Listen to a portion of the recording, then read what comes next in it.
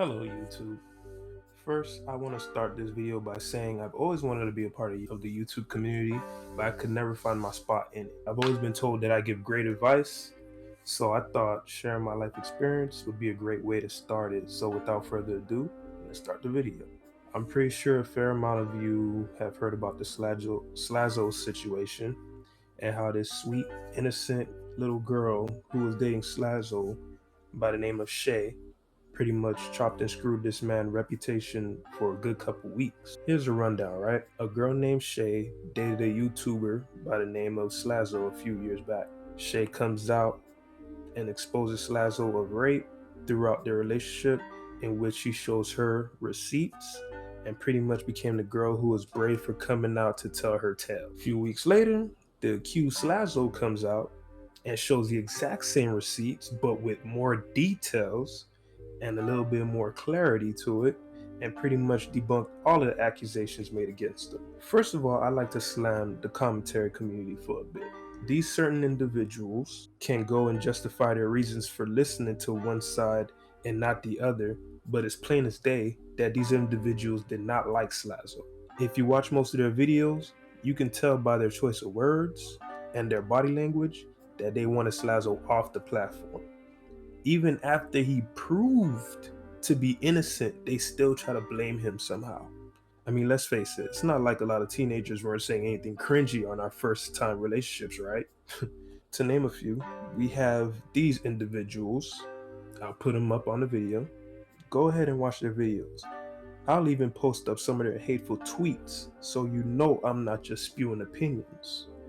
Now that that's out of the way, please listen to my story and how Slazo's story was pretty much similar to my story. So here I am, this 13, 14-year-old kid, leaving middle school to head to high school, ended up getting into this magnet school for smart kids that I didn't want to go to. Only got to it because my mom pulled a few strings for me to get into it. Basically, this magnet program had a bus program. You had to be in a location at a certain time for the bus to come by and pick you up. If you weren't there before the bus came, you were pretty much stuck. And I would have had to walk back home and ask my mom for a ride to school, which I didn't want to do because I was still mad at her for getting me into that magnet school that I didn't want to go to. So on my way to this location, I seen this light-skinned girl, real short, nice shape, good shapes in all the right places, real pretty. So I said, geez, I gotta go talk to this girl. She is too cute for me to just let her slide by. So I ended up walking up to this girl, but by the time I could get to her, a whole bunch of other teenagers there. So I said, you know what, I'm gonna hang back because I don't want to go over there and try to talk to her and embarrass myself, so I'll catch her another time, especially if she walks to this location all the time. So when the bus shows up, the bus picks everybody up. I sat all the way in the back of the bus. I didn't know a single soul in that whole bus. When the bus dropped us all off to the school, she got off the bus first. I got off the bus last, of course, because I sat in the back of the bus. She was walking by herself for just a little bit, but there was some people who came up to her and started talking to her first. So I said, dang, I missed my chance. So right when we were walking off to class, I noticed that I was still walking behind her, and I noticed she walks the same direction that I walked to go to class. I'm not going to coincidentally say that we had the same class because we didn't. She just ended up walking in the same direction that I was walking. So right when she finished talking to the people she was talking to, they all branched off, going on to their separate ways. So I walked up to her. I said, hello, my name is such and such. I introduced myself to her, gave her a compliment, told her a couple jokes, and I was in just like that. We talked for a little bit. She said she would love to see me again. She didn't say love to see me again, like just like that. I think that's kind of quick, but she said, she'll see me after school. So after school rolls around, everybody hops onto the bus, drop us off to the location so we can all walk home. And I see her and I walk up to her. I was like, hey, remember me from this morning? Ha ha ha. And she was like, oh, yeah, I remember you. And so we were walking. And as we were walking and talking, and, I'm trying to tell jokes the best way I can because, approaching a girl. I mean, I've had friends that were girls at my middle school, but she's actually the first girl that I ever had to walk up and introduce myself and be all awkward and try to be funny to get her attention. So we were, like I said, we were walking, talking, and joking around. And she noticed that I didn't go the way I usually go home. So she was like, hey, don't you live that way? And after that, I was like, yeah, but I don't feel like going home yet. I'm really enjoying this conversation. I just want to walk home. I just want to walk you home, if that's okay. So she smiled and she's like, sure, that'll be okay. And so from there, I thought I was in. I thought everything was cool. For a good 2 months, it was like that. We'd meet up with each other in the morning. We'd talk. After school, I'd walk her home and I'd go home. And it was pretty much like that for 2 months. One day, when I went to the location for the bus to pick us up, I noticed that she wasn't there. And in my mind, I was like, maybe she got sick, maybe she's not feeling well, maybe she didn't go to school. So I didn't want to be a creep because, I just met this girl. Even when I was 14, even when I was 13, 14, I may have not known a lot of things, but I knew when to mind my own business. So I wasn't gonna go knocking on her door and, hey, how you feeling? Or why didn't you come to school today? What's wrong? I'm not her boyfriend. I'm just some guy, who walks her home and jokes around with her. When I got to the school, I saw my friends. Me and my friends were talking. We were joking around, regular things, whatever. I did have two friends that I grew up with, but they weren't in the same grade as I was. They were pretty much seniors. They were about to leave the school. They were friends that I've known them outside of school. Pretty much grew up together. And while we were just sitting there talking, I see a group of girls. They're walking in our direction, but I'm thinking in my mind they're gonna walk past us and go through this other direction and go out into the picnic area. But that's not what happened. What happened was this group of maybe 8 or 9 girls walks up to me and they's like, hey, are you such and such? I was like, yeah. They was like, do you know such and such? And for the sake of this story, we're gonna call this such and such Francesca.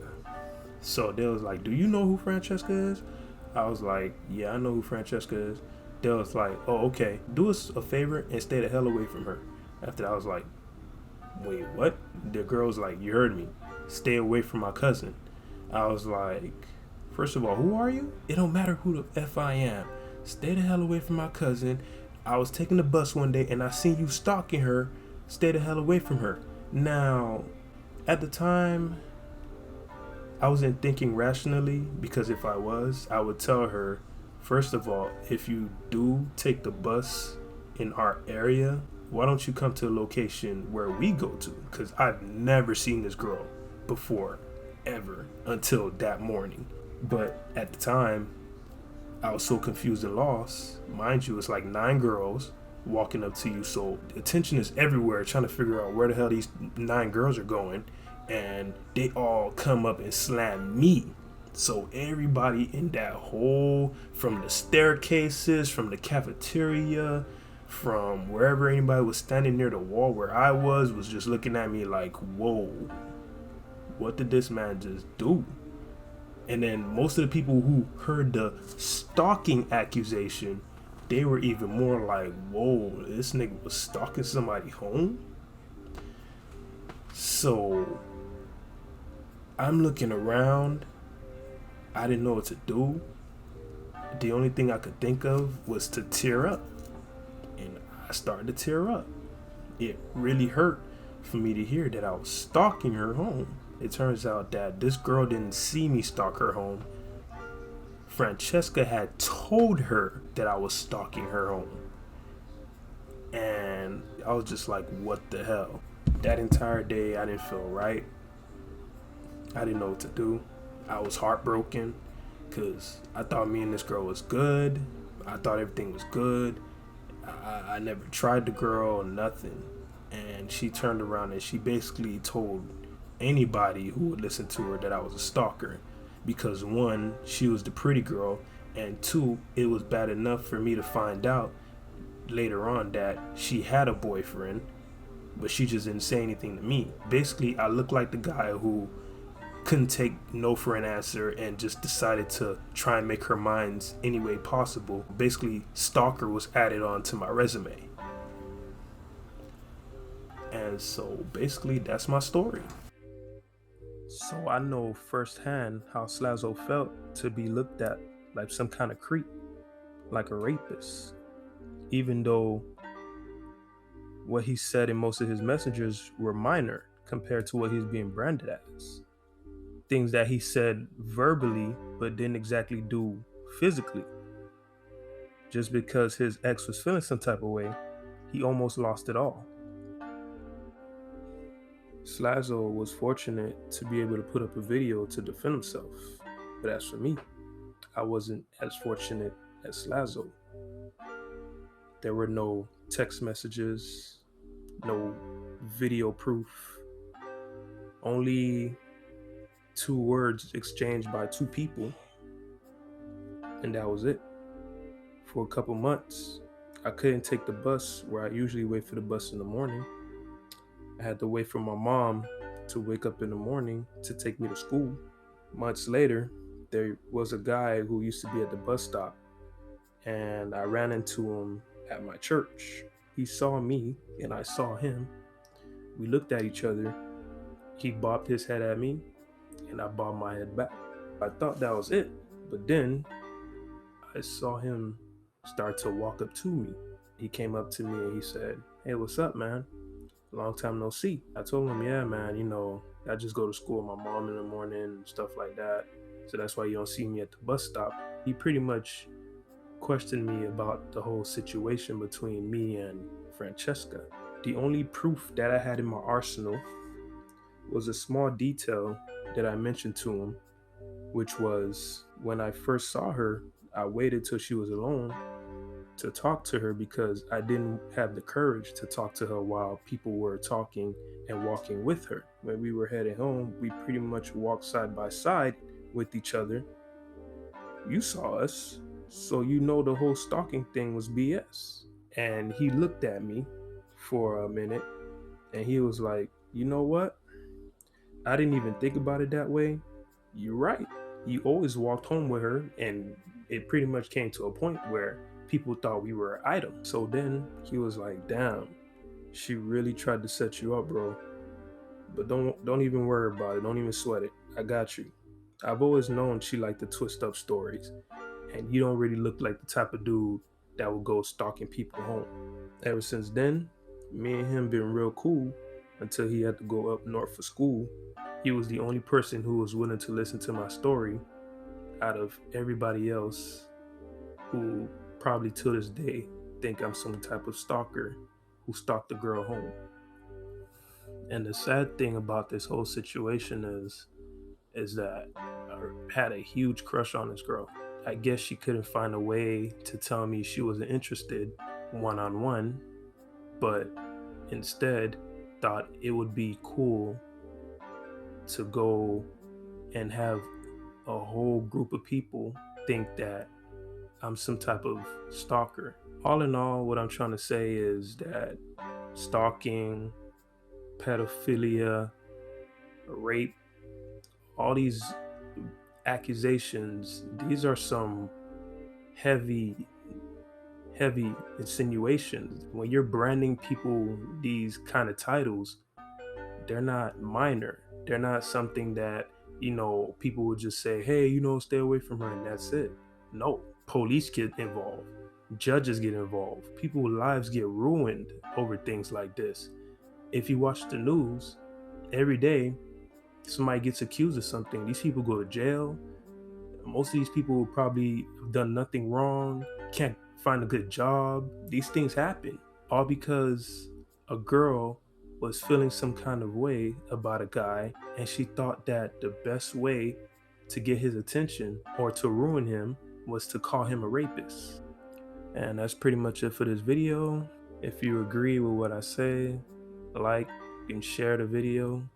And remember that these other people who made these accusations, who made these videos on Slazo, only taking Shay's side, I want you to really take a good look at their videos. And if you see the type of people they are, most of these people who are taking this girl Shay's side, most of these people are kids who've probably never gone through the whole humiliation thing. So it's easy for them to take the side of someone they don't even know, only through the internet.